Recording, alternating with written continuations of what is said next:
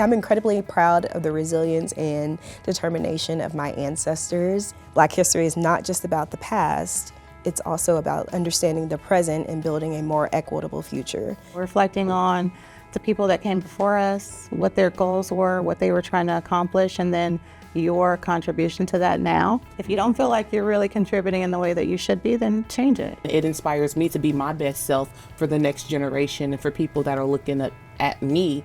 Just treating everybody with dignity, respect, and love.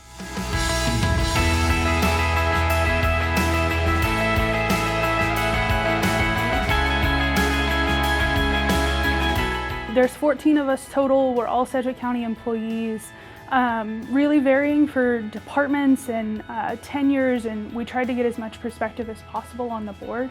Our goal is pretty simple: to create unity within our organization. Everybody's entitled to their opinions, everybody's entitled to their thoughts, but to be able to sit down and talk about it and engage face-to-face with anybody is key. It's important if you work here that you feel heard and you feel seen as part of your identity, but also we represent a community of more than 500,000 people.